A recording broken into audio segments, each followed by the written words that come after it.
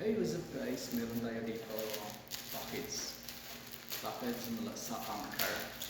So, order tayo guys ng power bank.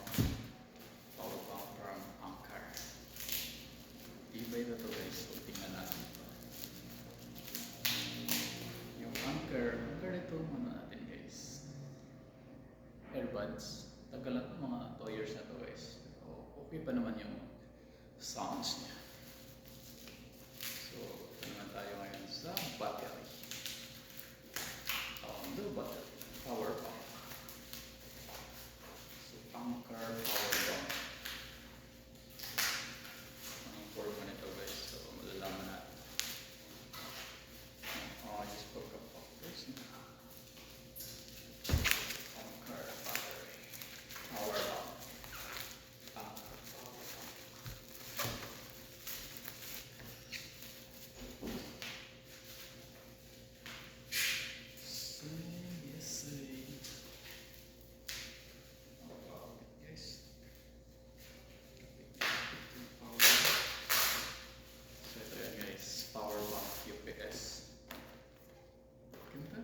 Maliit lang siya.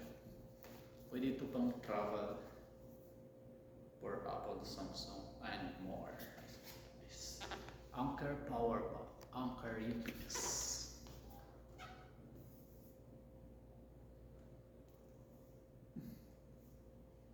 Built-in cable for hassle-free charging. Anchor Zulu Power Bank. 10,000 milliamps, 30 watts, built-in USB-C cable. This is it. Anchor power bank. So kung gusto mo guys ng ganitong power bank, nasa comment section ang link or i-add ko to guys sa YouTube. YouTube affiliate natin guys. Pero kung gusto mo din guys mag-order dito, pwede dito. Message ka lang sa akin. Pwede natin itong i-LC. Sahot lang ito. Buksan natin guys. Anchor power bank. Mayroon din itong 20,000 milliamps. So yung price niya medyo higher. So choice na siguro. Anchor UPS.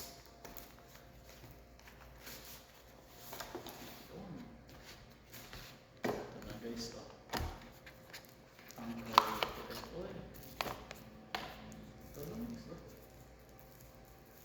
Maliit lang siya. Packet. Pwedeng i-pulsa lang guys. So pag nag-travel tayo, pwede tayo dito magdala. Lagay lang sa bag. Yan guys. Ganito lang siya kaliit. Ganito lang siya kalaki. So, ito lang po guys. Mayroon na siyang cable. So dito pag charge guys, mayroon pa siyang 23. This is Anchor power bank. 10,000 milliamps. Mayroon dito 20,000 milliamps. So this is it. Kung gusto mo to, message ka lang sa akin.